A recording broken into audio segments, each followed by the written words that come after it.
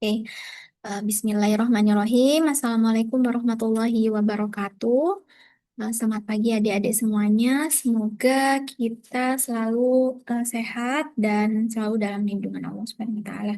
Jadi sebelum kita memulai materi pada pagi hari ini, marilah kita berdoa terlebih dahulu. Berdoa menurut keyakinan masing-masing. Dipersilakan.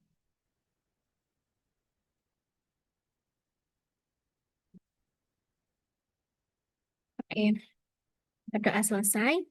Jadi marilah kita lanjutkan materi pembelajaran dari yang minggu sebelumnya atau yang materi sebelumnya, yaitu terkait dengan struktur dan fungsi makromolekul yang ada di dalam sistem kehidupan makhluk hidup ya.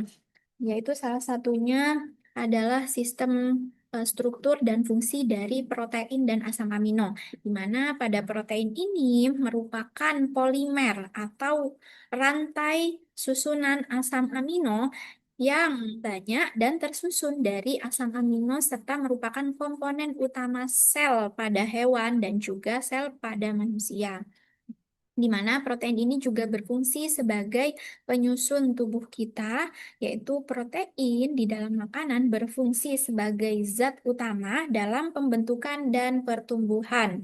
Eh, Protein ini juga banyak berfungsi dalam sistem pencernaan, metabolisme, pokoknya sistem keseimbangan makhluk hidup ya. Karena eh, sangat banyak, sangat kompleks sekali fungsi-fungsi dari protein ini, serta protein itu juga merupakan bagian terbesar di dalam tubuh makhluk hidup setelah air. Nah, kita akan belajar ini ya. Selanjutnya yaitu protein merupakan bagian terbesar tubuh selain air, seperti yang telah saya sebutkan tadi, di mana pada seperlima bagian dari tubuh itu terdiri dari protein, yaitu sebesar 20% dari tubuh itu dimiliki oleh atau diisi dengan protein dari komposisi tubuh ya.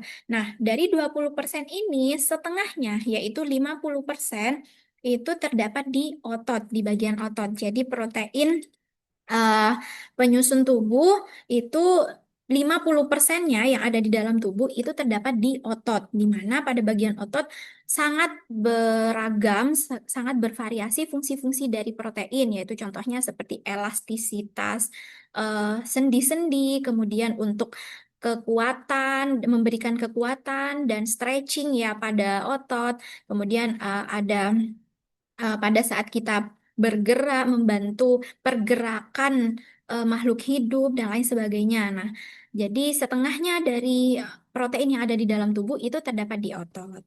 Dan itu juga membantu fungsi dari otot dan pergerakan manusia seperti itu. Selain itu, 20%-nya dari seperlima protein yang ada di dalam tubuh itu juga terdapat di tulang dan juga tulang rawan, di mana seperlima protein itu ada di tulang untuk membantu apa ya, proses kayak sistem pergerakan makhluk hidup.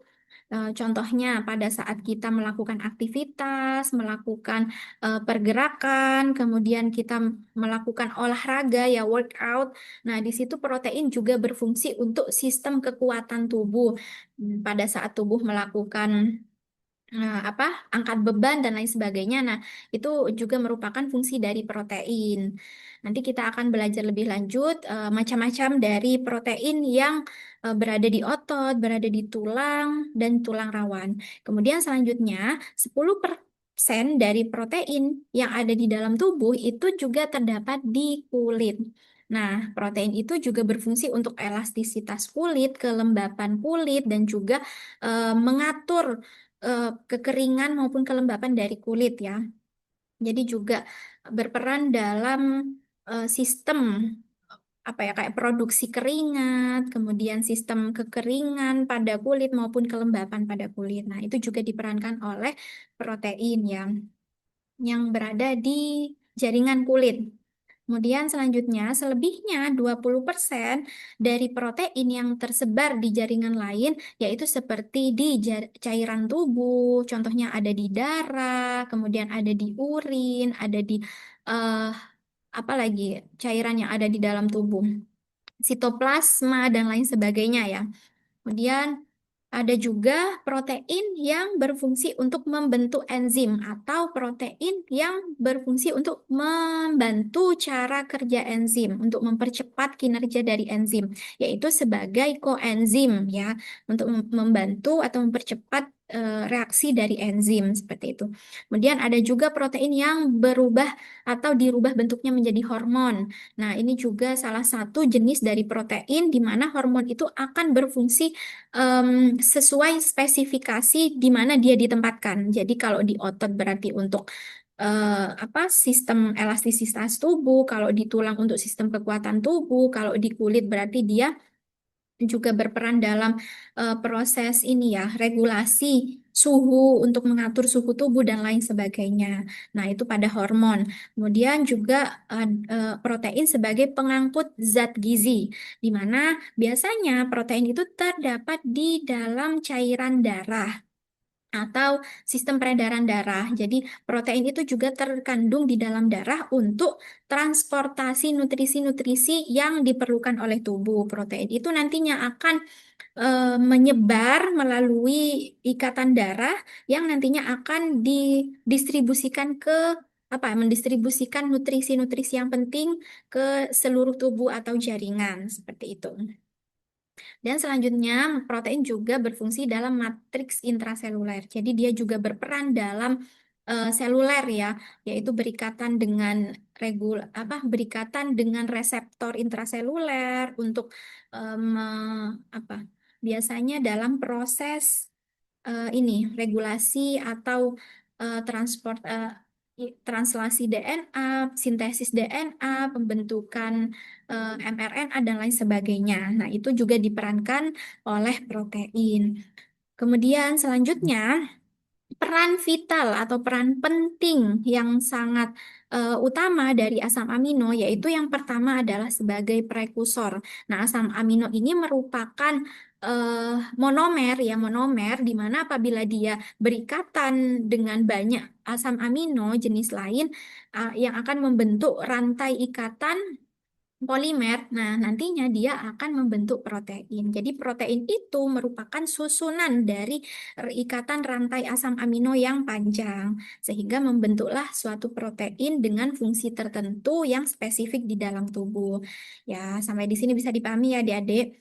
Jadi, bedanya asam amino dengan protein, asam amino itu merupakan penyusun atau eh, struktur utama untuk membentuk suatu protein. Jadi, asam amino itu merupakan monomer atau struktur tunggal yang nantinya apabila dia berikatan dengan asam amino jenis lain dan membentuk ikatan rantai asam amino, maka itulah yang disebut dengan protein. Seperti itu. Nah, peran utama dari asam amino yang pertama itu adalah sebagai prekursor. Jadi dia untuk memodulator, untuk mendorong atau untuk mengaktifasi dan mempercepat cara kerja dari suatu organ atau jaringan tertentu seperti itu. Asam amino yang membentuk protein ini bertindak sebagai prekursor ya, sebagai pendorong atau modulator. Untuk sebagian besar, dia berperan sebagai koenzim, sebagai hormon, asam nukleat, dan molekul-molekul yang esensial untuk kehidupan di dalam tubuh makhluk hidup. Nah, koenzim seperti yang saya jelaskan tadi, yaitu dia untuk membantu mempercepat cara kerja dari enzim. Nah, cara kerja enzim itu kan untuk memecah ya, atau menyederhanakan molekul-molekul yang kompleks. Di mana apabila pada saat kita em, apa kemasukan molekul yang sangat kompleks, contohnya karbohidrat C6H12O6. Jadi apabila kita makan karbohidrat dan karbohidratnya sudah diolah, nantinya akan dipecah oleh enzim yaitu menjadi bentuk yang lebih sederhana. Contohnya seperti glukosa, kemudian ada sukrosa dan lain sebagainya. Nah, proses pemecahan ini diperankan oleh enzim. Nah, enzim tersebut dibantu oleh yang namanya koenzim. Koenzim itulah yang disebut atau diperankan oleh protein. Jadi, salah satu peran dari protein untuk membantu cara kerja dari enzim dalam menyederhanakan suatu molekul yang kompleks menjadi lebih sederhana agar dapat lebih mudah diserap oleh tubuh untuk proses absorpsi, kemudian nanti dilanjutkan dengan metabolisme, ekskresi dan lain sebagainya. Seperti itu ya, fungsi atau peran vital dari asam amino. Nah, yaitu peran yang kedua selanjutnya yaitu fungsi khas yang dimiliki oleh asam amino, di mana asam amino yang membentuk rantai polipeptida yang disebut dengan protein ini tidak dapat digantikan oleh zat gizi lainnya, di mana eh, fungsi khas atau yang hanya bisa diperankan oleh protein itu adalah membangun serta memelihara sel-sel dan jaringan di dalam tubuh. Jadi hanya dapat diperankan oleh protein, tidak bisa diambil alih oleh lemak, karbohidrat, vitamin dan lain sebagainya. Itu hanya dapat difungsikan oleh protein. Itulah fungsi khusus atau istimewanya dari protein di dalam tubuh, fungsi protein di dalam tubuh. Kayak selanjutnya klasifikasi ya protein berdasarkan struktur polipeptida, di mana berdasarkan struktur polipeptidanya protein itu dibagi menjadi dua, yaitu yang pertama ada protein monomerik. Protein monomerik ini merupakan protein yang terbentuk dari suatu rantai polipeptida tunggal monomer. Jadi hanya terdiri dari satu rantai polipeptida tunggal, yaitu hanya satu asam amino. Jadi hanya satu struktur asam amino saja itu disebut dengan monomer. Sedangkan protein multimerik itu merupakan protein yang dibentuk dari beberapa rantai polipeptida atau rantai asam amino seperti contohnya pada hemoglobin. Nah, hemoglobin itu merupakan ini ya sel darah keping di dalam sel darah yang di yang terkandung di dalam sel darah merah. Hemoglobin itu terkandung di dalam sel darah merah berfungsi untuk mengikat nutrisi yang ada di dalam tubuh yang nantinya akan ditransportasikan melalui sistem peredaran darah ke seluruh jaringan atau organ yang ada di dalam tubuh. Nah, itu adalah fungsi dari hemoglobin ya sebagai apa pendistribusi nutrisi atau oksigen yang ada di dalam tubuh untuk diberikan atau didistribusikan, disebarkan ke seluruh jaringan-jaringan atau organ yang penting di dalam tubuh seperti itu. Nah, itu bedanya antara monomer dan juga polimer. Jadi kalau multimerik itu disebut dengan polimer karena terdiri dari banyak jenis rantai asam amino atau rantai polipeptida. Sedangkan pada monomer itu hanya terdiri dari satu asam amino saja atau satu rantai polipeptida tunggal. Itu ya perbedaan klasifikasi protein berdasarkan struktur polipeptidanya.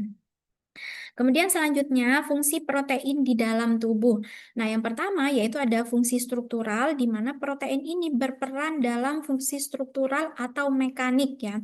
Mekanisme di dalam tubuh itu juga dapat diperankan atau dapat diregulasikan oleh protein di dalam tubuh untuk seperti contohnya pada sendi sitoskeleton. Jadi protein itu berperan sebagai apa kayak pondasi dari pembentukan sendi sitoskeleton. Nah, protein itu juga terbentuk dari aktin, miosin, dan juga tubulin, di mana pada proses pembentukan sendi sitoskeleton ini protein itu berperan sebagai sitoskeleton. Apa itu sitoskeleton? Yaitu merupakan jaring berkas-berkas protein yang menyusun sitoplasma di dalam sel.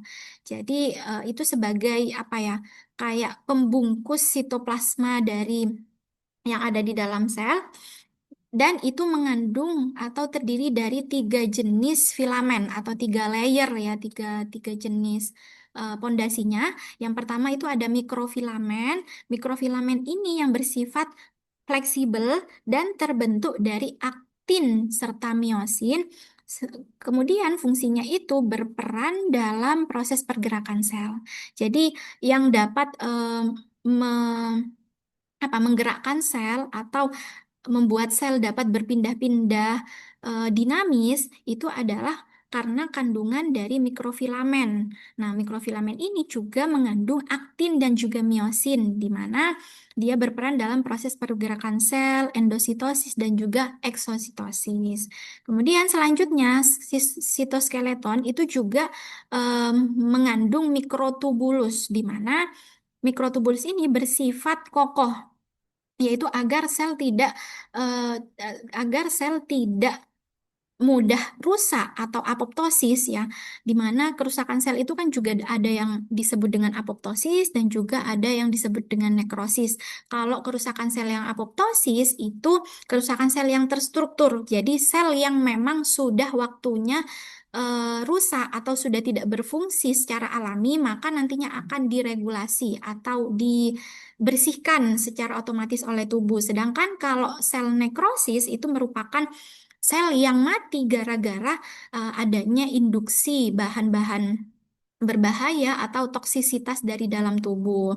Nah, itulah bedanya apoptosis dan nekrosis. Jadi, fungsi dari mikrotubulus ini agar sel itu bersifat kokoh ya, tersusun atas protein tubulin, di mana berfungsi untuk melindungi bentuk sel dan berperan dalam pembentukan sentriol, silia maupun flagela. Flagela itu untuk ini ya, membantu sistem pergerakan dari sel seperti ekor untuk membantu sel bergerak dan berpindah-pindah.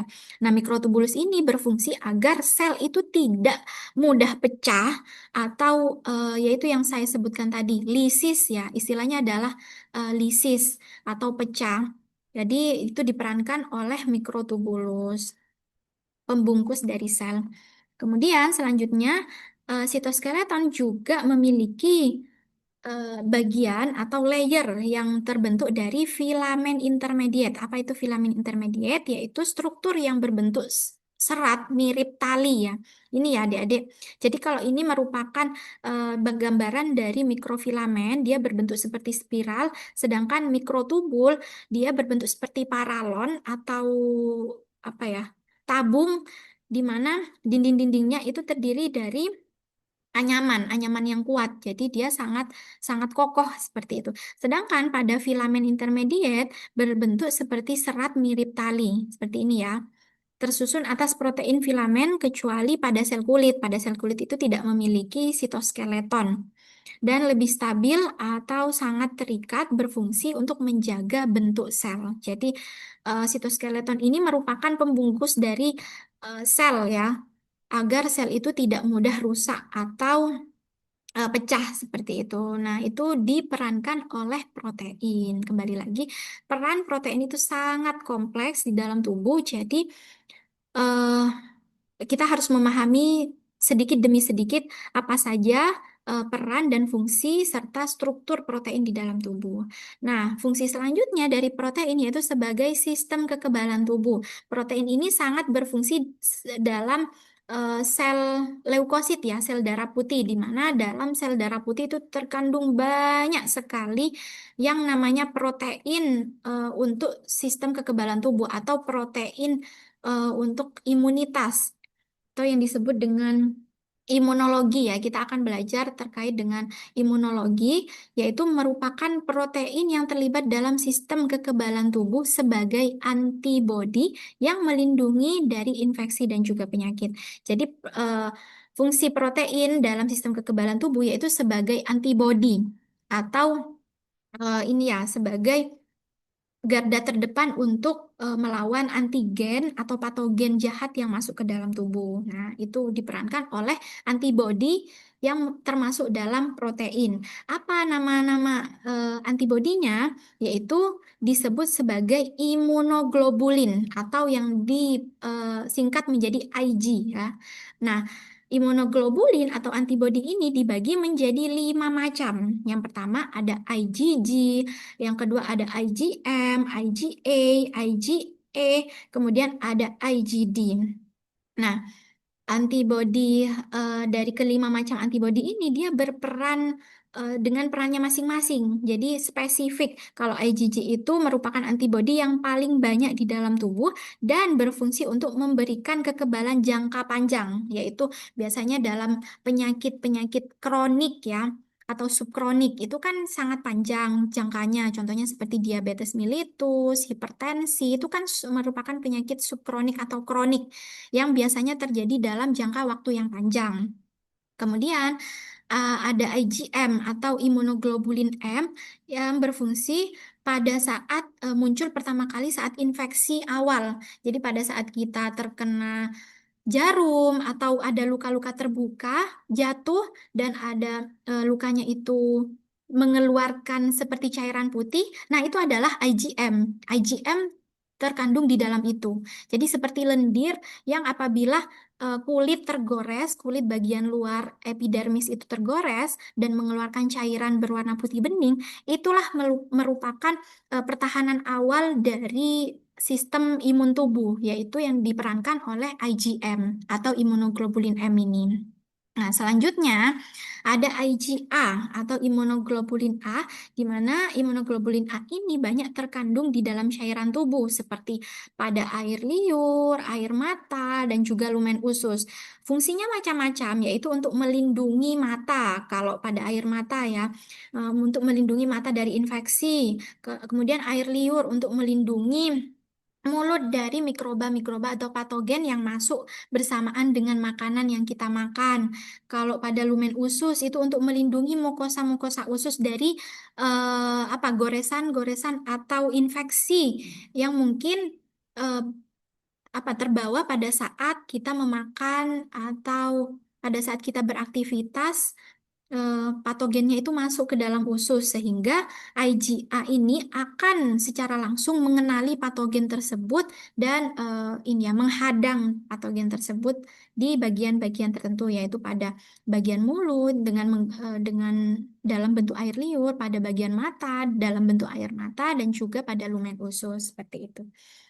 Selanjutnya, imunoglobulin E, di mana ini juga merupakan jenis antibodi yang diperankan oleh protein, di mana potensinya atau perannya itu berperan dalam alergi dan infeksi parasit. Jadi IgA itu akan muncul pada saat kita terserang alergi. Contohnya seperti pada saat dingin kan ada orang yang alergi dingin.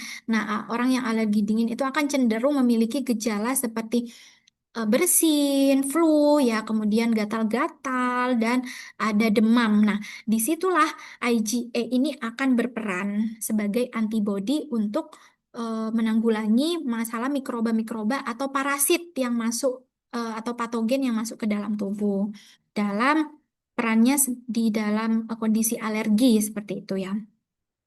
Itu IgA. Kemudian selanjutnya ada IgD.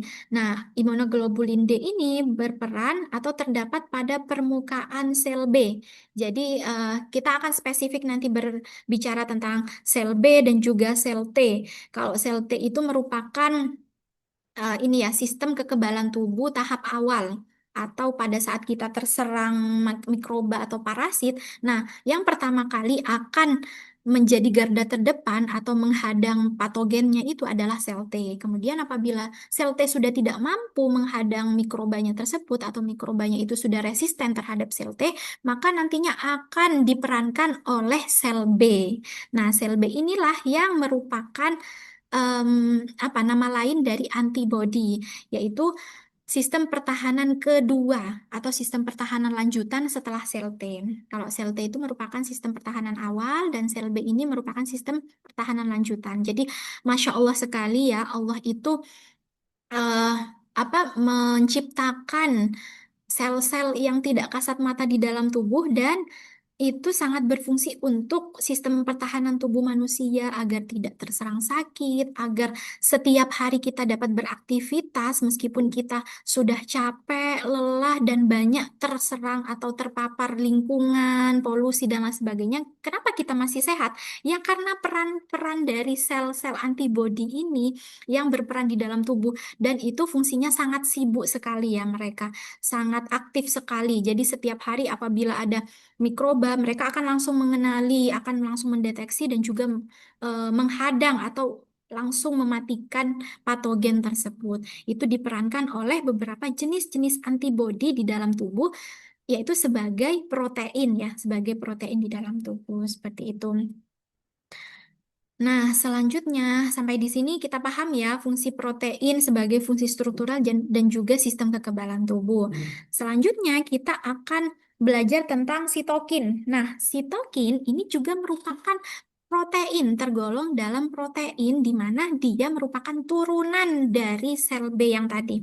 Turunan dari sistem pertahanan tubuh antibodi tadi apabila sel T sudah tidak dapat menghadang patogen, maka dilanjutkan dengan sel B. Nah, sel B yang sudah tidak dapat menghalang patogennya juga atau patogennya itu sangat kuat. Contohnya pada saat kanker ya, penyakit kanker atau penyakit tumor atau em, dan lain sebagainya, penyakit yang akut yang sangat ini ya sangat memiliki bakteri atau virus yang terserang virus dan itu sangat sangat resisten atau sangat kuat, maka nantinya akan diperankan oleh sitokin. Jadi apabila sel B antibodi itu tidak dapat juga menghadang patogennya, maka selanjutnya tubuh itu akan secara otomatis memproduksi sitokin atau sebagai protein komunikasi sel imun, di mana sitokin ini berperan menjadi dua peran, yaitu sebagai proinflamasi dan juga antiinflamasi. Jadi sitokin itu berperan dalam proses inflamasi atau proses apa istilahnya? Ya pokoknya proses inflamasi ya. Nah, proses inflamasi di sini, sitokin itu merupakan protein pengatur komunikasi antar sel imun yang memainkan peran penting dalam respon kekebalan tubuh. Jadi pada saat kita sedang demam, pada saat kita sedang radang ya, inflamasi itu adalah peradangan, Dek. Jadi pada saat kita sedang radang, itu merupakan respon imun dalam mempertahankan sistem kekebalan tubuh. Jadi, kenapa kita harus demam? Kenapa kita merasakan demam? Kenapa kita merasakan sakit atau radang? Itu merupakan respon tubuh untuk mempertahankan kekebalan tubuh, di mana tubuh itu butuh untuk em, kayak melakukan proses pembersihan patogennya itu dengan cara inflamasi, dengan cara proses pembentukan sitokin atau proses ini ya produksi sitokin untuk menghalang atau mematikan mikrobanya tersebut, mikroba atau patogen atau bakteri yang masuk ke dalam tubuh. Nah, sitokin ini ada yang proinflamasi, ada yang antiinflamasi. Nah, contoh-contoh atau macam-macam dari sitokin yaitu yang pertama ada interleukin. Interleukin ini biasanya berperan dalam proses peradangan. Ada IL-1, interleukin 1, ada interleukin 2, interleukin 6, dan lainnya itu berfungsi dalam mengatur aktivitas sel imun. Jadi, di mana sitokin ini akan memberitahu sel imun atau sel leukosit apabila tubuh itu terserang atau kemasukan patogen atau bakteri. Nah, jadi apabila ada patogen masuk ke dalam tubuh, maka yang pertama akan mendeteksi itu adalah sitokin. Nah, contohnya pada IL-1. IL-1 ini akan mengenali, wah ada bakteri Escherichia coli gitu ya. Nah, dari bakteri Escherichia coli nantinya akan dideteksi atau ditangkap oleh interleukin yang nantinya dari interleukin ini akan menghubungkan ke sel imun dengan mengaktifasi sel imun tersebut untuk membunuh si bakteri Escherichia coli ini. Jadi kayak perannya itu sebagai perantara untuk mendeteksi adanya patogen dan membunuh dari patogen tersebut atau menghapus ya. menghilangkan patogen dari dalam tubuh. Itu adalah peran dari sitokin, dari interleukin, kemudian ada interferon juga, ada tumor nekrosis faktor alfa berperan dalam peradangan dan kematian sel tumor. Jadi sangat kompleks sekali ya adik-adik fungsi dari protein yang ada di dalam tubuh. Nah, kalau sitokin ini merupakan protein yang berfungsi dalam proses inflamasi atau proses komunikasi sel imun untuk menghadang dari masuknya bakteri, patogen, virus, dan lain sebagainya. Seperti itu.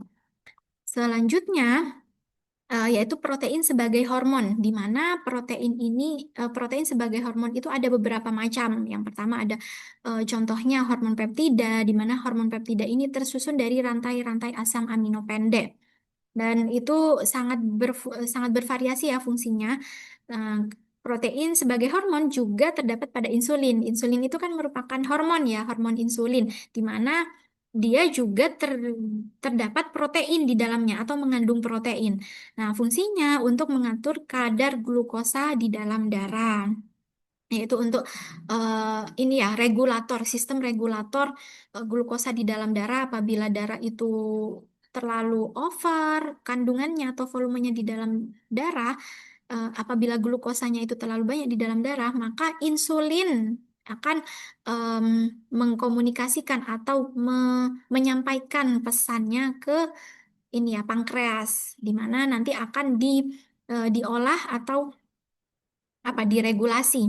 Kalau semisal terlalu banyak glukosanya, ya berarti dikurangi ininya pada bagian pankreasnya. Kemudian apabila kekurangan glukosa, nanti insulin juga akan memberikan pesan atau komunikasi antar sel nantinya eh, dengan cara ini ya, meregulasi sistem peredaran darah di dalam tubuh yang mengandung glukosa seperti itu. Kemudian protein sebagai hormon selanjutnya yaitu sebagai hormon protein besar, di mana protein besar di sini berfungsi untuk sangat kompleks fungsinya, yaitu sebagai fungsi vital di dalam tubuh, contohnya pada koenzim sebagai koenzim dan lain sebagainya. Kemudian contohnya protein sebagai hormon yaitu salah satu contohnya ada growth hormone atau hormon pertumbuhan yang biasanya berperan dalam proses metabolisme untuk proses absorpsi, kemudian distribusi, kemudian ekskresi dan lain sebagainya ya. Protein growth hormone itu berfungsi di situ. Protein dalam struktur tumbuhan itu berperan sebagai komponen penyimpanan dalam biji dan transportasi hara. Jadi selain protein ini berperan di dalam sistem perkembangan dan pertumbuhan makhluk hidup, manusia ataupun hewan, dia juga berperan di dalam struktur tumbuhan, yaitu sebagai penyimpanan zat energi atau makanan dan juga untuk transportasi hara, yaitu untuk mendistribusikan nutrisi-nutrisi dari air, dari akar sampai ke batang, daun, biji, dan juga buah. Nah, itu diperankan oleh protein di situ. Contohnya, protein dalam struktur tumbuhan, yaitu komponen penyimpanan di mana protein ini dalam bentuk glutein dan gliadin itu terkandung dalam gandum untuk komponen penyimpanan nutrisi di dalam tanaman gandum, seperti itu. Kemudian selanjutnya ada legumin dan fisilin, itu juga terkandung atau terdapat di dalam kacang-kacangan sebagai komponen penyimpanan nutrisi di dalam kacang-kacangan ya, di dalam biji-bijian seperti itu. Dan ada albumin. Nah, albumin ini pada jenis serealia yaitu terkandung pada padi, jagung, oat, gandum, dan lain sebagainya. Fungsinya untuk mendukung pertumbuhan jaringan pada fase kecambah. Jadi protein itu eh, berfungsi untuk mendistribusikan nutrisi atau menyimpan nutrisi atau makanan yang ada di dalam tumbuhan. Kemudian nantinya dia berperan dalam proses pertumbuhan jaringan dan juga perkembangan dari fase perkecambahan. Seperti itu. Kemudian protein sebagai transportasi hara ya di dalam makhluk hidup tumbuhan yaitu contohnya seperti nitrat transporter, di mana protein ini akan membawa nitrat ke beberapa jaringan tumbuhan dan ke seluruh organ dari tumbuhan tersebut. yang membutuhkan nitrat sebagai proses pertumbuhan dan perkembangannya. Kemudian ada fosfat transporter, yaitu membawa fosfat, potasium transporter dengan membawa kalsium untuk nutrisi yang dibutuhkan pada proses perkembangan dan pertumbuhan tumbuhan seperti itu ya. Fungsinya untuk mengatur pergerakan air, mineral, dan juga nutrisi di dalam organ tumbuhan. Selanjutnya, yaitu protein untuk organisme heterotrof, di mana protein ini berfungsi sebagai sumber asam amino bagi organisme yang tidak mampu membentuk beberapa jenis asam amino sendiri atau yang disebut dengan heterotrof. Jadi beberapa asam amino memang ada yang dapat langsung diproduksi di dalam tubuh makhluk hidup, ada juga yang tidak dapat diproduksi oleh tubuh makhluk hidup. Oleh karena itu, kita harus mendapatkannya dari eksternal. Nah, organisme yang tidak dapat memproduksi asam aminonya sendiri, yaitu disebut dengan organisme heterotrof. Apa saja contoh dari organisme heterotrof, yaitu seperti manusia, hewan, jamur, dan juga ada beberapa jenis-jenis bakteri. Protein sebagai sumber eksternal akan dipecah menjadi asam amino esensial seperti lisin, leusin, dan valin yang berperan dalam proses sintesis protein. Lisin, leusin dan juga valin itu merupakan protein esensial ya. Kan ada asam amino itu dibagi menjadi dua, yaitu asam amino esensial dan asam amino non esensial. Nah, sedangkan lisin, leusin dan juga valin ini termasuk dalam asam amino esensial, di mana dia tidak dapat diproduksi di dalam tubuh makhluk hidup. Oleh karena itu harus diperoleh dari makanan eksternal seperti itu ya. Nah, itu berperan dalam sintesis protein. Kemudian juga berperan dalam pertumbuhan jaringan, yaitu mempercepat proses penyembuhan luka dan memperbaiki perbaikan otot. Otot yang keseleo itu juga dapat diperankan proses regenerasi selnya di dalam otot itu oleh beberapa asam amino yang saya sebutkan tadi itu lisin, leusin, dan juga valin. Kemudian fungsi lainnya juga sebagai penyedia energi atau membantu proses produksi energi dari ATP, dari glukosa diolah menjadi ATP dan juga menghasilkan energi, serta mendukung berbagai proses metabolisme dan sistem imun di dalam tubuh. Jadi kita sudah tahu ya fungsi protein pada organisme heterotrof yang dimana dia tidak dapat memproduksi beberapa jenis asam amino sendiri atau asam amino yang bersifat esensial ya tidak dapat diperoleh dari dalam tubuh atau diproduksi di dalam tubuh. Nah, pada organisme heterotrof yaitu pada manusia, hewan, jamur dan juga bakteri, beberapa jenis bakteri. Selanjutnya, kita akan belajar proses biosintesis protein dari DNA ke protein. Jadi dari pembentukan protein dari mulai DNA sampai hingga menjadi protein yang dapat berfungsi dengan baik atau protein matur, protein yang sudah matang dan dapat dimanfaatkan fungsinya di dalam tubuh. Oke, kita istirahat dulu ya sebentar.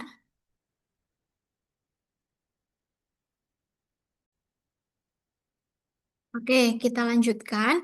Di mana pada gambar ini dapat kita ketahui bahwa pada proses biosintesis protein itu dimulai dari proses DNA, yaitu dari proses transkripsi DNA, kemudian dilanjutkan dengan tahap translasi.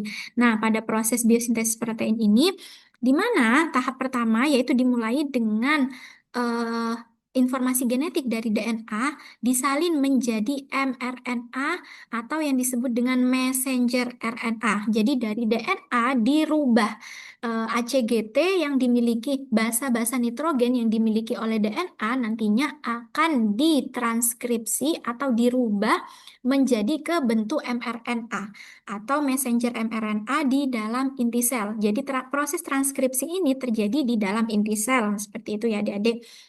Nah, tahap yang pertama yaitu disebut dengan tahap inisiasi, di mana enzim RNA polymerase, nah ini enzim yang berbentuk seperti kacang ini itu merupakan enzim ya, enzim RNA polimerase, di mana dia yang akan berfungsi untuk merubah basa nitrogen dari DNA menjadi basa nitrogen tipe RNA atau mRNA ya, messenger RNA. Kemudian selanjutnya kita akan em, membahas tentang RNA polimerase ini, di mana pada saat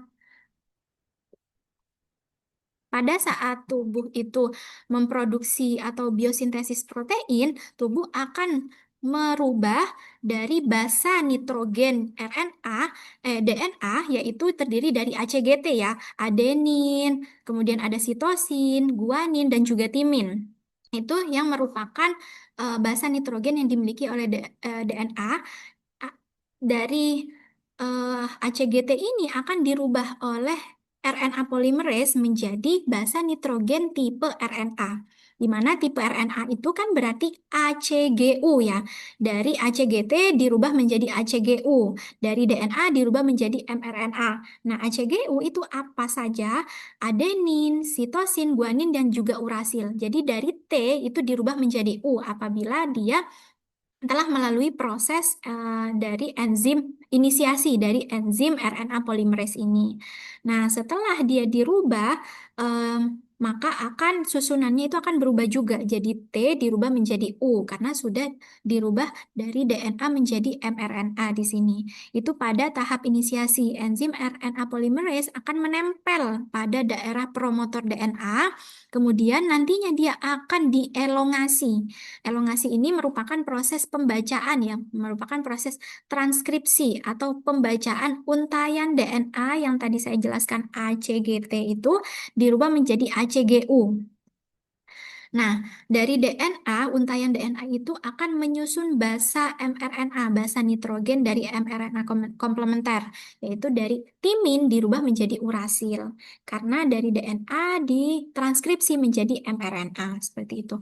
Selanjutnya, dari tahap elongasi ini akan dilanjutkan dengan tahap terminasi. Nah, tahap terminasi ini nantinya akan terjadi proses sintesis mRNA, di mana proses untayan, transkripsi, atau pembacaan dari RNA polimerase ini akan terhenti apabila dia mencapai sinyal terminator atau ada yang namanya disebut sebagai rantai-rantai kodon ya. Rantai kodon itu ada yang disebut sebagai stop kodon. Nah, stop kodon ini yang nantinya akan em, meregulasi untuk sistem berhenti dari sintesis mRNA. Jadi sintesis mRNA itu akan berhenti ketika mencapai sinyal terminator. Nah, setelah eh, proses terminasi ini selesai pada tahap transkripsi, maka akan dilanjutkan dengan tahap translasi. Tahap translasi ini di mana mRNA yang telah matang atau matur ya, bisa disebut sebagai mRNA yang matur, nantinya akan dibaca oleh ribosom di bagian ribosom. Kalau ini kan terjadi di bagian inti sel atau nukleus. Kalau tahap translasi itu terjadi di bagian ribosom. Nah, itu akan dirangkai menjadi rantai polipeptida, dirangkai menjadi protein dari beberapa jenis-jenis asam amino. Asam amino yang terbentuk nantinya akan diikat ya oleh ikatan peptida yang nantinya akan membentuk rantai polipeptida yang disebut sebagai protein di ribosom ya. Sitoplasma ini bisa juga terjadi di ribosom, sitoplasma, dan juga retikulum endoplasma untuk tahap translasi. Akan tetapi pada tahap transkripsi itu spesifik hanya terjadi di inti sel atau nukleus. Nah, sekarang kita beralih ke tahap translasi. Tahap translasi yang pertama itu merupakan tahap inisiasi di mana ribosom akan mengenali kodon awal ya, kodon awal setelah dia menjadi rantai mRNA atau basa nitrogen, susunan basa nitrogen dari mRNA, maka ribosom ini akan mengenali kodon awal. Jadi dari inti sel itu akan dilepaskan ke dalam luar inti sel dan nantinya akan ditangkap atau dikenali oleh ribosom yang mengenali kodon awal. Kodon awal itu berupa AUG atau adenin, terdiri dari adenin, urasil, dan juga guanin. Dan tRNA. translasi RNA membawa asam amino pertama, yaitu metionin, di mana asam amino pertama ini yang nantinya akan mengikat beberapa asam amino yang lain, sehingga terbentuklah rantai polipeptida dan diikat oleh rantai yang namanya rantai peptide ya. Rantai peptida untuk mengikat beberapa asam amino yang terbentuk dari mRNA tahap transkripsi tadi. Nah, dari tahap inisiasi ini akan dilanjutkan dengan tahap elongasi, di mana tRNA atau translasi RNA akan membawa asam amino sesuai kodon yang sudah diciptakan atau dibaca oleh pada saat proses transkripsi tadi, nantinya akan dibawa sesuai dengan kodon tersebut dan asam amino yang sudah terbentuk itu akan dihubungkan oleh ikatan peptida. Ini ya, ini ikatan peptida, kemudian akan membentuk rantai polipeptida. Jadi asam amino ini terbentuk dari mRNA yang terbentuk atau terbaca di inti sel, kemudian nantinya akan bergerak bebas di dalam sel, di dalam ribosom. Nah, ribosom itu hanya akan mengenali kodon awal yaitu berupa AUG, kemudian nantinya akan di ini ya apa? Akan dibuatkan atau terjadi ikatan peptida antara asam amino yang terbentuk kodon awal itu dengan beberapa asam amino lain mengikuti ya yang lain itu diikat kemudian setelah eh, panjang itu akan membentuk rantai polipeptida yang terbentuk dari asam amino yang apa bergerak bebas di dalam sel yang membentuk satu dan membentuk rantai. Nantinya itu akan terbentuk rantai polipeptida yang dinamakan protein. Nah, sampai kapan rantai itu akan terputus atau rantai itu akan terbentuk? Sampai pada tahap terminasi. Jadi ribosom itu akan berhenti membentuk rantai ini, peptida, pada beberapa susunan asam amino saat menemukan kodon stop atau stop kodon ya. Stop kodon itu biasanya terdiri dari UAA, urasil adenin adenin, kemudian ada UAG dan UGA. Nah, itu ribosom akan menstop untuk merangkai asam amino yang terbentuk dari ikatan peptida tadi sampai dengan kodon stop atau stop kodon, sehingga akan terbentuklah protein yang dapat berfungsi serta dimanfaatkan oleh tubuh secara spesifik ya. Kalau kalau di otot ya juga sebagai elastisitas otot, kalau di usus ya sebagai pelindung mukosa usus, sebagai berfungsi dalam proses pencernaan dan lain sebagainya. Nah, itu terjadi di dalam tubuh, di dalam seluruh tubuh. Proses biosintesis protein ini dari DNA ke protein. Nah, sampai di sini paham ya adik-adik? Proses pembentukan protein mulai dari transkripsi DNA menjadi mRNA, kemudian dilanjutkan dengan tahap translasi, di mana mRNA ini nantinya akan dilepas atau dikeluarkan dari inti sel dan ditangkap oleh ribosom hanya pada kodon awal, karena ribosom ini hanya mengenali kodon awal AUG, di mana nantinya asam amino yang tertangkap atau terkenali oleh ribosom ini nantinya akan dirangkai ya, dirangkai dengan menggunakan untaian ikatan polipeptida dari beberapa jenis-jenis asam amino yang terangkai sampai nanti pada tahap terminasi. Ribosom akan menstop atau berhenti ketika menemukan stop kodon, yaitu stop kodon UAA, UAG, dan juga UGA. Hmm, ini merupakan susunan asam amino yang terbentuk pada stop codon. Jadi UAA, UAG, dan UGA itu merupakan jenis asam amino yang nantinya akan ditemukan atau ditangkap oleh ribosom dan dikenali sebagai stop codon. Nah, di saat itulah ribosom akan berhenti merangkai rantaian polipeptida yang akhirnya nanti membentuk protein yang matur atau protein yang sudah dapat difungsikan oleh tubuh, sudah dapat digunakan atau dimanfaatkan oleh tubuh dalam beberapa sistem-sistem tubuh secara spesifik seperti itu ya. Oke, selanjutnya kita akan berbicara tentang protein sebagai makromolekul, di mana protein ini Dikatakan sebagai makromolekul, mengapa? Karena memiliki karakteristik khusus yang membedakannya dari molekul lain, yaitu bobot dari molekul itu bobot dari molekul protein itu sangat besar, di mana protein ini memiliki bobot berkisar antara 5.000 hingga 1 juta. Beratnya ya, beratnya atau bobot molekul dari protein. Oleh karena itu dia disebut sebagai makro, karena sangat berat atau bobotnya itu sangat berat ya, disebut sebagai makromolekul dan juga makronutrien. Dia juga banyak dibutuhkan oleh tubuh dalam jumlah atau komposisi yang sangat besar. Oleh karena itu dia disebut sebagai makronutrien dan juga makromolekul. Nah, selanjutnya, komposisi kompleks yang dimiliki oleh protein. Jadi, protein ini tersusun dari peptida sebagai submakromolekul. Peptida itu merupakan submakromolekul yang penyusun dari protein ya. Kemudian protein juga tersusun dari asam amino sebagai unit molekul dan juga unsur kimia, di mana protein itu terdiri dari beberapa atom. Yang pertama ada atom karbon, kemudian ada atom hidrogen, oksigen, nitrogen, fosfat, kemudian ada seng, tembaga, dan lain sebagainya. Nah, banyak sekali makanya protein itu disebut sebagai komposisi kompleks karena terdiri dari banyak sekali ikatan struktur kimia molekul yang terdiri dari banyak atom, seperti itu.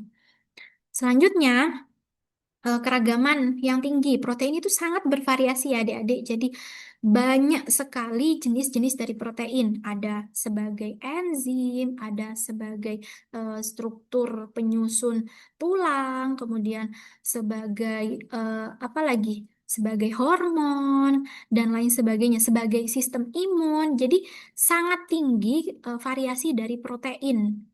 Nah, kemudian tubuh manusia itu diperkirakan mengandung 100.000 jenis protein dengan fungsi fisiologisnya masing-masing. Jadi ada yang untuk sistem kekebalan tubuh, untuk sistem pencernaan, sistem metabolisme, sistem apa namanya? Ini ya, sistem pertahanan tubuh, homeostasis dan lain sebagainya. Protein disusun dari 20 jenis asam amino. Nah, asam amino ini dibagi menjadi dua, yaitu ada asam amino esensial dan juga ada asam amino yang non-esensial.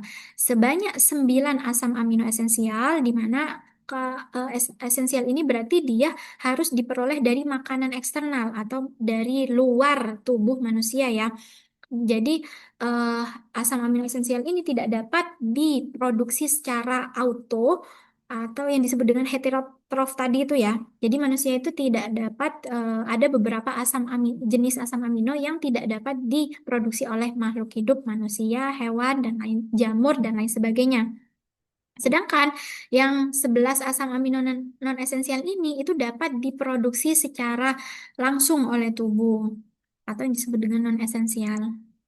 Nah, ini beberapa jenis asam amino esensial dan non-esensial, di mana ada alanin, itu termasuk non-esensial ya, karena dia dapat diperoleh atau diproduksi secara langsung oleh tubuh. Sedangkan pada valin, leusin, isoleusin, metionin, fenilalanin, triptofan, dan lain sebagainya, itu termasuk ke asam amino esensial atau yang tidak dapat diproduksi secara langsung oleh tubuh, sehingga produksinya atau pemenuhan asam aminonya itu harus asupan dari luar. Contohnya seperti mengonsumsi daging-dagingan, pokoknya yang memiliki kadar protein tinggi, makanan yang memiliki kadar protein tinggi, daging, telur, kemudian susu dan lain sebagainya ya. Pokoknya yang memiliki kadar protein tinggi. Nah, serta beberapa ini ya sampai 20 ya dengan fungsinya yang spesifik, dengan fungsi spesifiknya masing-masing. Contohnya pada valin, leusin, isoleusin itu berperan dalam proses pembentukan jaringan atau untuk mempercepat proses penyembuhan luka dan lain sebagainya. Jadi banyak sekali fungsi-fungsi dari protein dan itu sangat spesifik seperti itu. Nah, ini adalah rantai karbon, contoh rantai karbon yang dimiliki oleh asam amino ya. Jadi ada asam amino yang dia memiliki rantai karbon alifatik, kemudian ada aromatik, kemudian ada eh, apa arom di sini ada alifatik, siklik dan juga aromatik. Nah, perbedaannya apa? Kalau rantai rantai atom karbon alifatik di mana dia hanya merupakan rantai karbon yang lurus, horizontal ya, bersifat lurus, yaitu rantai karbon lurus dan memanjang horizontal. Sedangkan pada rantai karbon siklik itu biasanya memiliki struktur seperti cincin atau heksa ini kalau aromatik itu heksagon ya. Kalau siklik ini tidak harus heksagon, bisa dia pentagon, pentagonal, kemudian ada heksagonal dan lain sebagainya.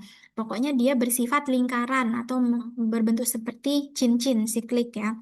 Sedangkan pada aromatik itu berbentuk heksagonal spesifik. Jadi aromatik ini merupakan merupakan ikatan rangkap terkonjugasi. Biasanya paling stabil itu pada aromatik atau siklik karena dia berbentuk cincin. Jadi lebih kuat ya rantai karbonnya dibandingkan pada alifatik yang hanya lurus berbentuk horizontal seperti itu.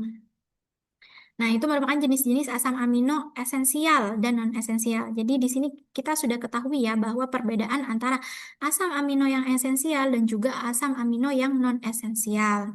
Seperti itu. Selanjutnya yaitu pembentukan ikatan peptida di mana pada protein itu juga dapat terbentuk dari dua molekul asam amino yang saling berikatan membentuk ikatan kovalen. Apa itu ikatan kovalen? Yaitu ikatan yang menyatukan antara dua molekul asam amino sehingga menjadi satu melalui suatu ikatan amida yang disebut dengan ikatan peptida. Apa itu ikatan amida atau apa itu ikatan peptida? Jadi kita harus ketahui bahwa ikatan amida itu ikatan amida atau yang disebut dengan ikatan peptida itu merupakan ikatan yang menyatukan antara dua jenis asam amino yang berbeda menjadi satu, di mana pada proses pembentukannya atau pada proses pengikatannya itu akan kehilangan H2O, molekul hidrogen ya, atau dia bersifat dehidrasi karena kehilangan molekul hidrogen. Dari prosesnya itu akan mengalami proses dehidrasi atau melepas molekul hidrogen. Contohnya pada asam amino alanin dan juga asam amino glisin di sini. Jadi pada asam amino alanin itu memiliki gugus ini ya, gugus ikatan kovalen di bagian belakangnya atau dia terikat dengan molekul OH. Dan apabila dia berikatan dengan glisin, maka OH-nya ini akan OH-nya ini akan berikatan dengan H2N pada glisin yang nantinya OH dan H2N ini akan melepaskan H2O-nya. Jadi masing-masing dari H pada alanin akan berikatan dengan H pada glisin, H2 dan O pada alanin itu juga akan dilepaskan bersamaan dengan H2. Jadi simpelnya pada proses pengikatan alanin dan glisin itu akan mengikat atau melepaskan, maaf, bukan mengikat ya, tapi melepaskan OH pada alanin serta H1, satu atom H pada glisin untuk dilepaskan ke lingkungan luar atau yang disebut dengan pelepasan ion pelepasan molekul air H2O ya, sehingga terbentuklah ikatan peptida di sini. Ya kan, OH-nya OH pada alanin ini dilepas H1 atau atom H dalam jumlah satu itu pada glisin dilepas juga menjadi H2O yang dilepaskan ke lingkungan. Nah, terbentuklah ikatan yang namanya ikatan peptida atau setelah asam amino alanin diikat dengan asam amino glisin, maka akan terbentuklah ikatan yang namanya alanil glisin atau alagli ya, seperti itu. Ini gambarannya saja. Ini struktur kimiawinya, ini gambaran visualisasi dari proses pembentukan ikatan peptida atau ikatan amida seperti itu.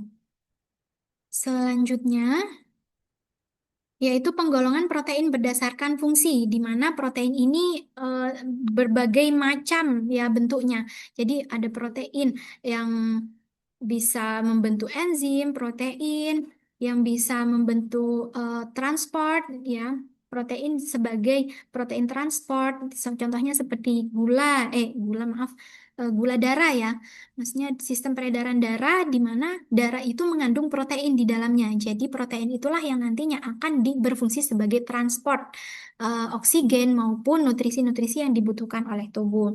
Kemudian ada protein sebagai nutrien, protein sebagai kontraktil, dan protein sebagai penyusun struktural di dalam tubuh, protein sebagai pertahanan atau sistem imun, ya, protein sebagai pengatur atau regulator. Biasanya ini sebagai homeostasis tubuh. Jadi apabila tubuh kekurangan oksigen, maka akan secara otomatis menghirup udara atau memproduksi oksigen secara banyak di dalam tubuh, karena protein berfungsi sebagai regulator ya. Regulator itu kan mengatur apa masuk respirasinya, masuk keluarnya oksigen dan karbon dioksida di dalam tubuh seperti itu, dan juga protein lainnya. Nah, kita akan membahas satu persatu penggolongan protein berdasarkan fungsinya ini. Yang pertama yaitu protein sebagai enzim.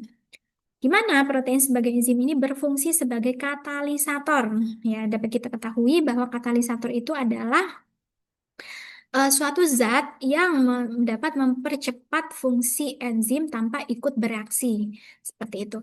Nah, contohnya itu seperti glukosa oksidase yang dapat mengkatalisis glukosa menjadi asam glukonat. Kemudian ada urikase yang dapat membongkar atau menyederhanakan ya asam urat menjadi alatonin yang nantinya akan dibutuhkan oleh tubuh. Nah, itu protein sebagai enzim, fungsinya sebagai enzim, sebagai koenzim ya, dapat mempercepat kerja dari enzim, yaitu dapat membantu enzim dalam mempercepat proses pemecahan atau penyederhanaan molekul kompleks menjadi yang bentuk sederhana agar dapat diserap dan dimanfaatkan atau diproses di dalam proses metabolisme. Ya, paling penting sih dalam proses pencernaan atau sistem absorpsi ya, dalam proses absorpsi.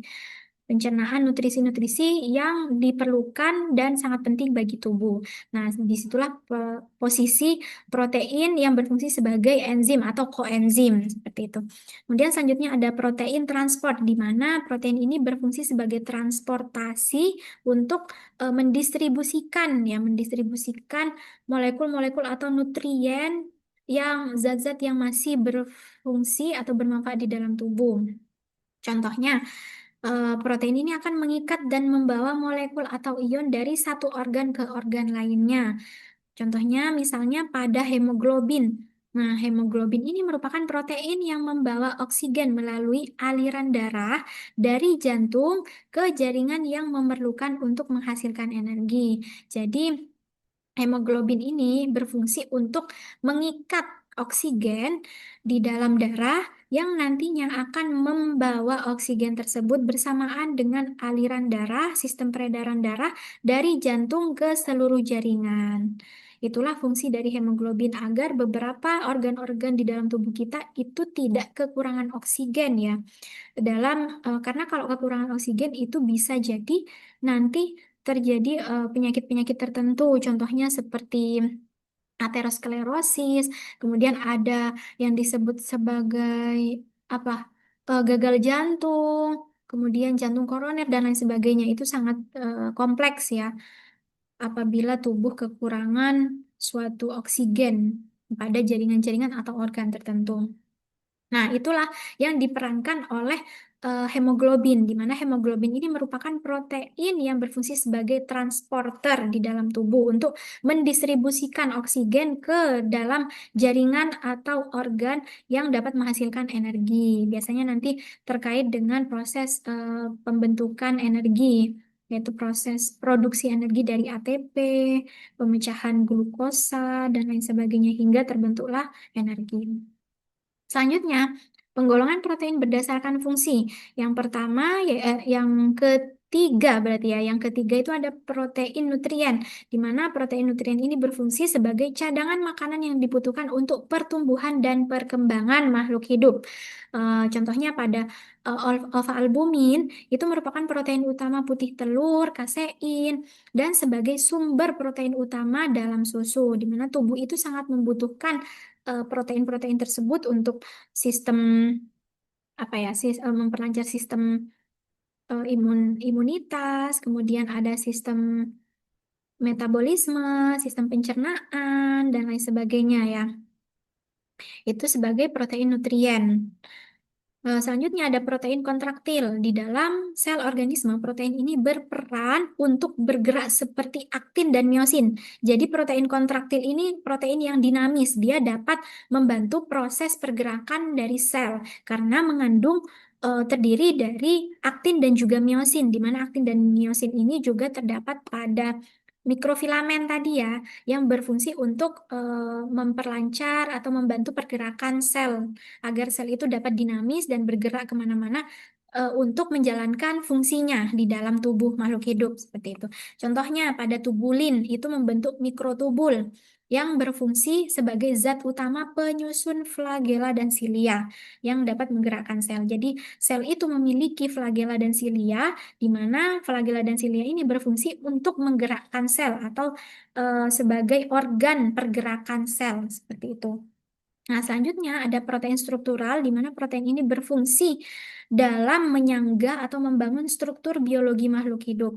Contohnya pada sitoskeleton, ya, persendian, mengandung protein elastin yang dapat meregang dan juga mengeras otot bisep dan juga trisep. Jadi dapat meregang dan juga mengeras dalam dua arah seperti itu. Nah, itu juga diperankan dalam protein, protein yang berada di otot, di sel otot. Jadi protein itu tersebar di dalam tubuh makhluk hidup ya, tergantung dengan posisinya atau lokasi di mana protein itu berada, maka fungsinya akan menyesuaikan dengan organ atau jaringan tersebut. Seperti itu. Selanjutnya adalah klasifikasi struktur protein. Nah, klasifikasi yang pertama, struktur protein jenis yang paling sederhana ada struktur protein primer. Struktur protein primer ini merupakan rantai polipeptida, di mana sebuah protein itu terdiri dari asam amino yang dihubungkan satu sama lain. Jadi, rantai panjang atau rantai lurus dari asam amino itu merupakan jenis struktur protein primer. Nah, biasanya dihubungkan oleh ikatan amida itu tadi, ikatan amida atau yang disebut dengan ikatan peptida yang membentuk rantai lurus dan panjang sebagai untaian polipeptida tunggal ya, tanpa tambahan adanya gugus apa dan lain sebagainya gitu ya. Struktur primer sederhana disusun oleh 4 jenis asam amino yang membentuk urutan spesifik. Jadi yang paling sederhana itu terdiri dari 4 jenis asam amino yang menggabung dalam satu rantai yang diikat oleh ikatan amida atau ikatan rantai peptida. Itu merupakan struktur protein primer. Jadi hanya terdiri dari rantai lurus saja, bersifat horizontal ya, rantai lurus dan terdiri dari untaian polipeptida, sedangkan pada jenis sederhananya dia itu hanya memiliki 4 jenis asam amino, terdiri dari 4 jenis asam amino saja. Kemudian selanjutnya ada struktur sekunder, di mana struktur sekunder dari protein ini dia terdiri atau terbagi menjadi alpha helix dan juga beta sheet. Nah, karakteristiknya pada struktur sekunder, protein sudah mengalami interaksi intermolekul melalui rantai samping asam amino. Jadi terdiri dari rantai polipeptida dan juga ikatan hidrogen. Nah, ada tambahan ikatan lain kalau struktur sekunder, kalau struktur primer tidak ada tambahan ikatan apapun. Jadi murni ikatan dari asam amino. Kalau sekunder itu mendapatkan tambahan ikatan hidrogen untuk membentuk struktur sekunder. Jadi dia biasanya bersih atau berbentuk helix ya, berbentuk spiral, spiral. Kalau yang primer kan hanya rantai lurus saja, rantai eh, horizontal saja bersifat lurus. Kalau ini dia bersifat spiral atau helix ya. Nah, ikatan hidrogen terbentuk antara atom hidrogen dan atom nitrogen. Atom hidrogen, nah ini nih, atom hidrogen dan juga atom nitrogen yang membentuk eh, yang yang terikat menjadi satu pada atom nitrogen asam amino satu serta berikatan dengan atom oksigen plus gugus karbonil dan asam amino lainnya. Jadi yang dimaksud dengan ikatan hidrogen atau hidrogen bond itu merupakan ikatan yang terbentuk antara atom hidrogen dengan atom nitrogen. Atom hidrogen dengan atom nitrogen, kemudian atom hidrogen, atom oksigen dengan gugus karbonil. Ini gugus karbonil namanya. O yang mengikat rantai rangkap dengan C itu disebut sebagai gugus karbonil. Jadi em, terdapat dua macam ikatan hidrogen di mana yaitu ikatan antara atom antara gugus karbonil dengan atom nitrogen serta atom hidrogen dengan atom nitrogen dengan atom hidrogen seperti itu. Itu yang terjadi pada struktur sekunder. Jadi akan membentuk alpha helix ya karena dia berbentuk spiral karena adanya ikatan tambahan yaitu ikatan hidrogen. Nah, alpha helix itu berbentuk spiral sedangkan beta sheet itu biasanya berbentuk seperti lembaran. Lembaran kayak gini ya. Strukturnya gepeng biasanya. Kan makanya dia disebut sebagai sheet karena berbentuk seperti lembaran. Kalau helix itu berbentuk seperti spiral. Jenis strukturnya ada ikatan hidrogen yang disebut sebagai ikatan hidrogen intramolekul yang berperan sebagai perantara terhubungnya antara atom H dengan atom N beserta gugus karbonil plus O. Nih, gugus karbonil plus O, dia berikatan dengan atom H dan juga mengikat atom N. Seperti itu. Itu adalah ikatan hidrogen ya, yang terjadi pada struktur sekunder protein. Selanjutnya ada struktur tersier, di mana pada struktur tersier protein itu sudah sangat kompleks ya dibandingkan dengan struktur sekunder dan juga primer. Nah, struktur tersier ini merupakan struktur yang dibangun oleh struktur primer dan juga sekunder yang menjadi satu sehingga distabilkan oleh berbagai jenis ikatan sehingga strukturnya itu sangat kompleks. Ada di dalam satu struktur itu terdapat interaksi hidrofobik, ada juga interaksi hidrofilik, kemudian ada juga jembatan garam, ikatan jembatan garam ini terjadi karena ikatan ionik ya. Garam itu kan berarti terbentuk dari at- eh, atom yang bermuatan atau ikatan ionik. Terjadi antara gugus samping yang bermuatan positif yaitu seperti gugus NH2 dan gugus negatif atau yang disebut dengan COOH. Nah, di dalam satu struktur ini terdapat ikatan hidrogen dan juga terdapat ikatan disulfida, yaitu adalah ikatan antara atom karbon dengan atom sulfur, karena dia disebut sebagai sulfida ya, mengikat atom sulfur di dalamnya sehingga strukturnya menjadi sangat kompleks.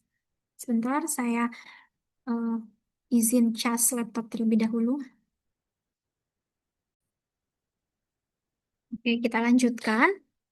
Jadi contoh dari struktur tersier protein yaitu ada protein globular dan juga protein serabut atau protein fiber ya. Di mana pada protein globular ini sangat kompleks. Di dalam satu struktur kimianya itu terdapat jembatan garam karena terdapat ikatan antara atom yang bermuatan atau atom yang memiliki ion, muatan ion positif dan juga negatif itu mengikat satu karbon berikatan dengan satu jenis ikatan yang dinamakan ikatan karboksil ya atau disebut dengan ikatan ionik. Nah, ada juga ikatan nitrogen, di mana karbon itu berikatan dengan atom N, yaitu disebut dengan ikatan nitrogen. Kemudian ada juga ikatan hidrogen, yaitu yang mengikat ikatan tadi ya, seperti NH2 yang karbon yang berikatan dengan atom N dan juga gugus karbonil. Kemudian ada juga ikatan hidrofilik, ikatan hidrofobik, dan lain sebagainya. Jadi sangat kompleks pada contoh protein globular ini. Nah, ciri-cirinya protein globular itu larut di dalam air. Dia bersifat polar ya, atau hidrofilik. Meskipun ada ikatan hidrofobik di sini, akan tetapi strukturnya itu lebih dominan pada hidrofilik atau larut di dalam air. Nah, protein globular ini juga dapat berdifusi dengan cepat. Jadi, apabila dia terdapat di dalam tubuh, maka proses penyerapannya atau proses absorpsinya itu akan melalui proses difusi atau bergerak dari larutan dengan konsentrasi tinggi ke larutan yang berkonsentrasi rendah. Jadi protein ini berfungsi dalam proses transportasi atau proses absorpsi di dalam tubuh. Kemudian dia juga bergerak secara dinamis, jadi dapat berpindah-pindah atau tidak menetap pada satu lokasi tertentu seperti itu. Dan banyak ditemukan di dalam cairan tubuh, sel, dan juga enzim yaitu pada darah, kemudian ada urin, sitoplasma, dan lain sebagainya. Nah, protein globular itu banyak ditemukan di situ. Dan contoh lainnya dari struktur tersier protein yaitu ada protein serabut atau fiber, di mana terdiri dari ikatan alfa keratin dan juga ikatan yang membentuk alfa helix. Nah, alfa helix itu kan terdiri dari termasuk dalam struktur protein sekunder. Nah, jadi struktur protein tersier ini adalah ikatan atau percampuran atau mix ya kombinasi dari protein primer dan juga protein sekunder. Ada rantai eh, rantai lurusnya juga, ada rantai helixnya juga, ada beta sheetnya juga, ada alpha helixnya dan lain sebagainya. Jadi perpaduan antara struktur primer dan juga struktur sekunder. Ciri-cirinya yaitu yang pertama tidak larut dalam air karena dia sangat ini ya sangat berbentuk spiral dan juga ikatannya sangat kuat.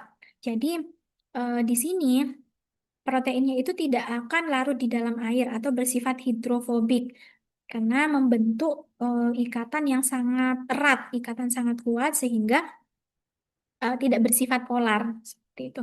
Dan sifat selanjutnya yaitu molekul dari protein serabut ini bersifat serabut panjang atau seperti tali tampar ya, tampar ya, tambang ya kalau nggak salah di. Nah, tali tambang itu kan biasanya terdiri dari serabut-serabut yang em, dijadikan satu, kemudian digulung lagi sampai dia strukturnya kokoh dan kuat. Nah, itu termasuk salah satu contoh atau gambaran dari protein serabut atau fiber ini. Dan sifat selanjutnya dia terdiri dari rantai polipeptida memanjang pada satu sumbu dan fungsinya itu sebagai penyangga serta pelindung. Dan biasanya terdapat pada kolagen, keratin, elastin, dan juga fibrin serta fibroin.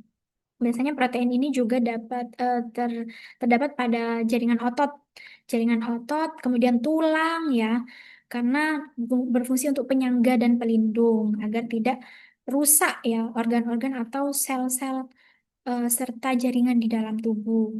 Nah, selanjutnya yaitu struktur protein kuartener, di mana struktur protein kuartener ini merupakan struktur protein yang sangat kompleks, lebih kompleks dibandingkan dengan protein tersier ya. Kalau tersier itu adalah perpaduan antara protein primer, struktur protein primer dan juga sekunder. Kalau kuartener ini dia merupakan terbentuk dari gabungan beberapa protein tersier. Jadi sudah kompleks digabung lagi menjadi bentuk yang lebih kompleks lagi atau yang sangat kompleks. Jadi sangat kuat ya struktur protein kuartener ini. Biasanya dia berfungsi dalam fungsi-fungsi vital di dalam tubuh. Contohnya seperti sistem imun dan sistem pertahanan tubuh, sistem penyeimbang tubuh, homeostasis, atau pada hemoglobin yang berfungsi untuk mendistribusikan oksigen ke seluruh tubuh. Jadi kan fungsinya itu sangat berat ya, kerjanya itu sangat berat. Jadi struktur dari protein yang memiliki fungsi atau kerja yang sangat berat itu harus terdiri dari struktur kuartener. Contohnya seperti hemoglobin untuk mendistribusikan oksigen dari eh, eh, untuk mendistribusikan oksigen yang ditangkap dan terkandung di dalam aliran peredaran darah, kemudian nanti akan mengikuti aliran peredaran darah untuk mendistribusikan oksigen tersebut ke seluruh jaringan serta organ yang ada di dalam tubuh. Jadi, struktur protein yang kompleks ini menyesuaikan dengan fungsi serta cara kerja yang berat. Seperti itu. Struktur kuartener ini merupakan susunan protein yang terbentuk dari gabungan beberapa protein tersier. Setiap protein tersier yang bergabung disebut sebagai subunit. Nah, ini ya dapat kita lihat gambaran dari struktur kuartener protein. Ini subunit yang pertama berarti merupakan struktur tersier yang pertama, kemudian subunit yang kedua itu merupakan struktur tersier yang kedua, dan begitu pun seterusnya. Jadi sangat kompleks ya struktur kuartener ini. Contohnya pada hemoglobin. Hemoglobin akan membentuk struktur kuartener dengan 4 subunit, yaitu terdiri dari subunit alfa, ini ya alfa, dan juga 2 subunit beta. Serta di dalamnya itu akan mengikat Fe, zat besi dan juga hemoglobin ya, serta membentuk eh, apa fungsi yang sangat kompleks, yaitu mendistribusikan oksigen ke dalam mendistribusikan oksigen ke seluruh tubuh serta jaringan-jaringan dan organ yang ada di dalam tubuh.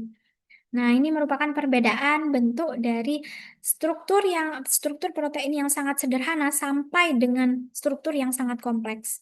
Dari primer yaitu berbentuk rantai panjang, kemudian sekunder yang berbentuk helix karena ada ikatan hidrogennya yang yang mempengaruhi bentuk heliksnya tersebut. Kemudian ada struktur tersier yang membentuk rantai polipeptida, di mana dia adalah gabungan dari struktur primer dan juga sekunder sehingga terbentuklah struktur tersier. Nah, dari tersier ini nantinya akan dibentuk menjadi beberapa subunit ya, subunit alfa dan juga subunit beta pada struktur kuartener. Struktur kuartener yaitu penyatuan setiap subunit.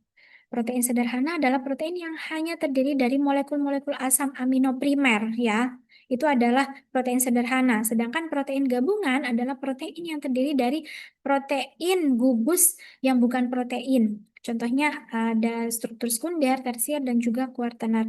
Jadi ada tambahan di luar ikatan peptida, ada ikatan hidrogen, kemudian ada ikatan hidrofilik, hidrofobik, ada ikatan basa garam atau ikatan ionik ya, dan lain sebagainya. Itu merupakan protein gabungan. Selanjutnya, yaitu keunikan dari protein.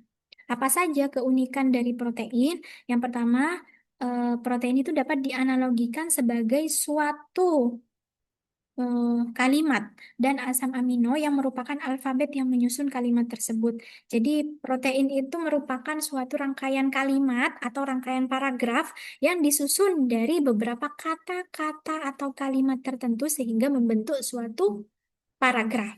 Jadi, apa simpelnya? Satu paragraf itu merupakan satu protein. Sedangkan dari paragraf itu tersusun dari beberapa kata-kata atau beberapa kalimat yang menyusun paragraf.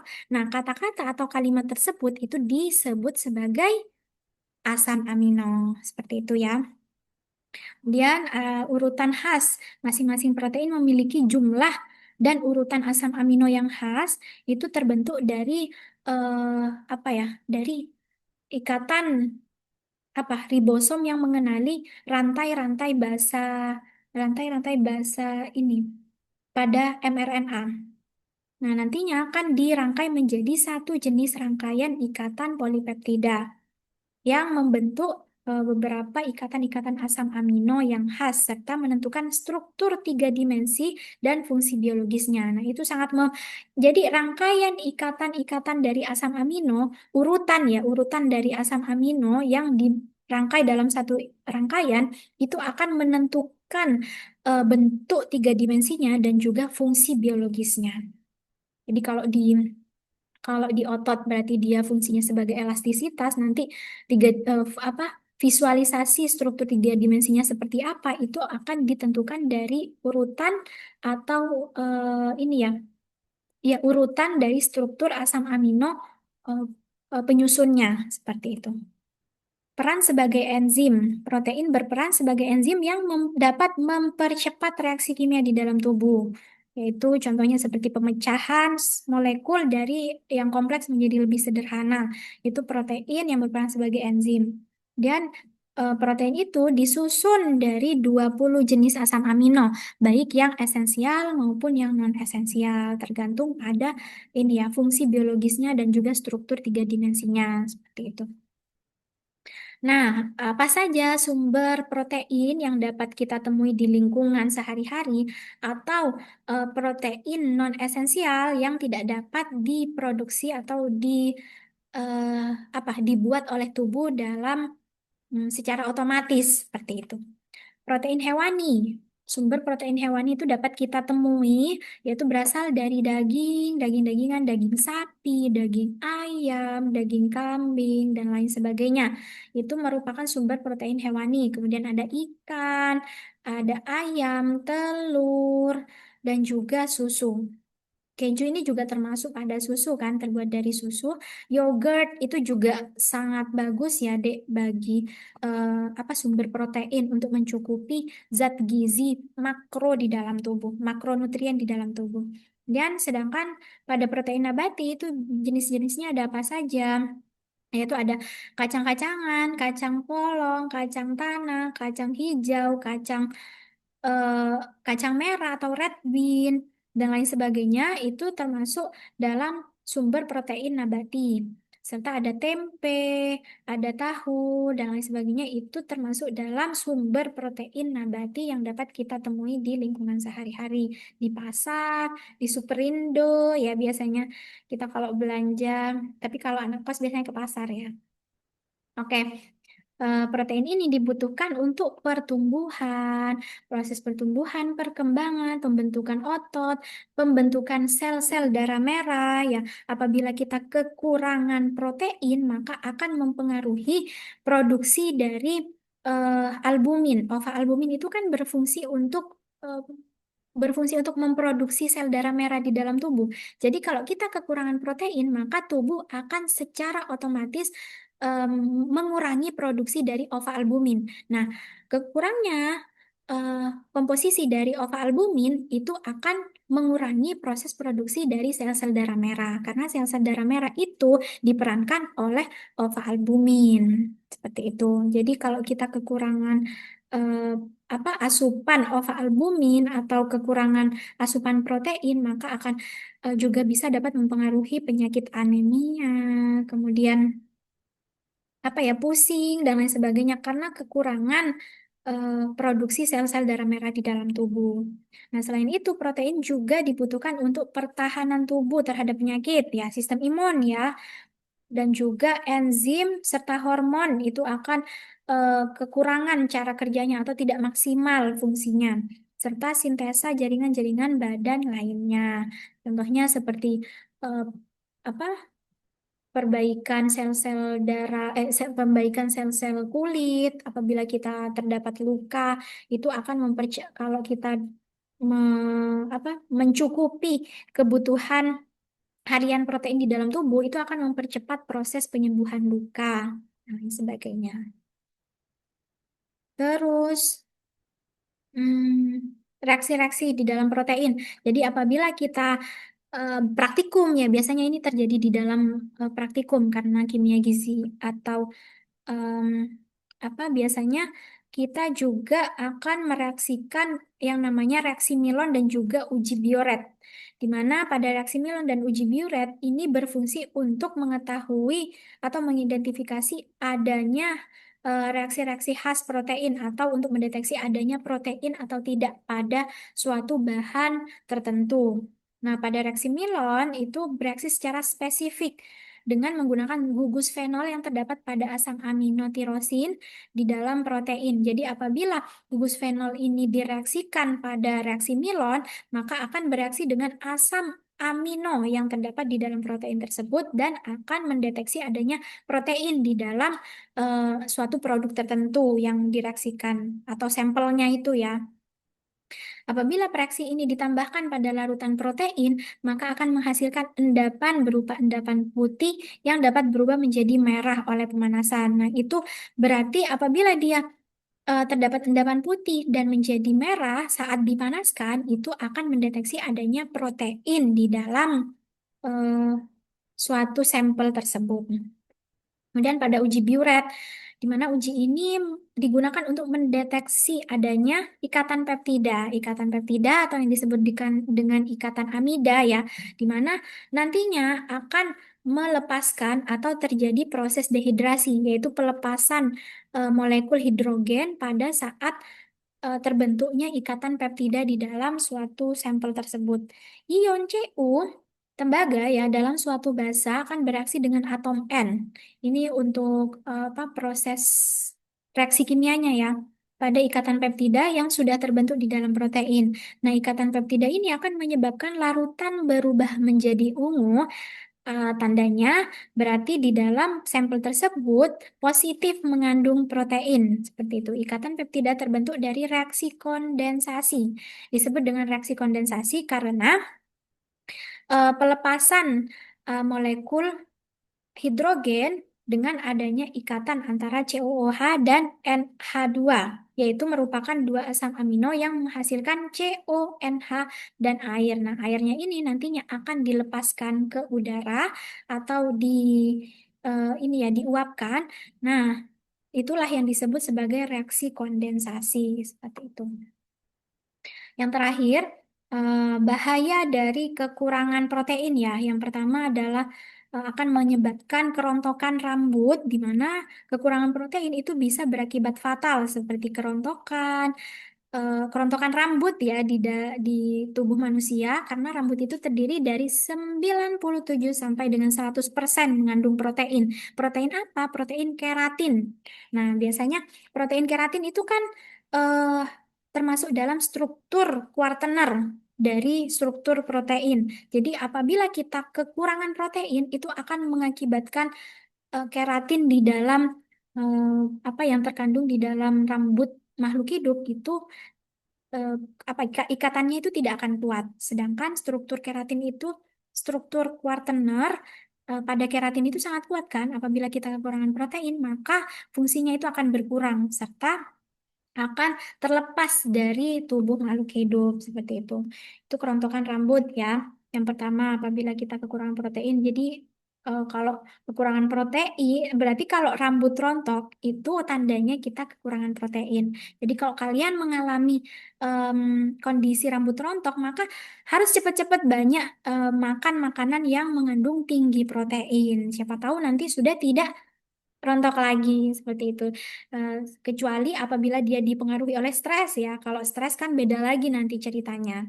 Nah, itu akan em, mengarah ke inflamasi atau stres. Nanti juga mempengaruhi pada kerontokan rambut. Selanjutnya, bahaya kekurangan protein yang kedua, yaitu dapat menyebabkan kondisi di mana dia disebut sebagai busung lapar atau yang disebut sebagai kwashiorkor. Kwashiorkor ini merupakan kondisi gizi berat pada anak atau gizi buruk ya, di mana eh, apa kondisi perutnya itu akan membesar sedangkan badan yang lainnya, fisiknya itu akan mengecil atau kurus. Hanya perutnya saja yang membesar atau yang disebut dengan busung lapar. Biasanya akibat kekurangan energi dan protein dalam jangka waktu yang lama. Gejalanya itu seperti perut buncit ya ini ya. Gambarannya perut buncit akibat kekurangan protein, kadar albumin akan menurun sehingga cairan akan menumpuk di jaringan karena albumin ini juga berfungsi sebagai apa? Berfungsi sebagai yang akan mengikat cairan serta membawanya ke dalam mendistribusikannya ke dalam organ-organ atau jaringan tertentu. Sehingga apabila kadar albumin menurun, maka akan menyebabkan cairan tersebut tidak dapat didistribusikan dengan baik, yaitu akan menumpuk di jaringan sehingga menyebabkan busung lapar ini atau kwashiorkor ya, kwashiorkor. Kemudian, bahaya kekurangan protein yang ketiga yaitu gangguan metabolisme lemak, di mana kekurangan protein dapat menyebabkan gangguan proses transport, pemecahan dan penyimpanan lemak. Ini mempengaruhi proses pendistribusian lemak ya di dalam tubuh. Proses metabolisme lemak akan terhambat sehingga menyebabkan kwashiorkor. Jadi masih berikatan dengan kondisi kwashiorkor atau busung lapar ini sehingga menyebabkan edema atau pembengkakan pada tubuh. Oke, itu ya beberapa bahaya-bahaya kekurangan protein. Jadi paling simpelnya apabila kita kekurangan protein yaitu contohnya pada saat rambut rontok, kemudian kadang ada timbul jerawat. Nah, itu juga merupakan dipengaruhi oleh protein, protein sebagai hormon, protein sebagai keratin, sebagai enzim, sebagai apa struktur pertahanan tubuh atau struktur keseimbangan tubuh dan lain sebagainya. Jadi kita harus menyeimbangkan konsumsi protein harian kita ya, agar tidak terjadi beberapa bahaya-bahaya yang telah disebutkan tadi. Nah, mungkin itu saja yang dapat saya sampaikan pada materi kali ini. Kurang lebihnya mohon maaf. Jadi apabila ada pertanyaan maupun ada sanggahan atau ada ini ya pendapat lainnya terkait dengan materi pada kali ini, pada struktur dan fungsi protein dan asam amino kali ini dapat ditanyakan langsung ke saya atau di chat ya.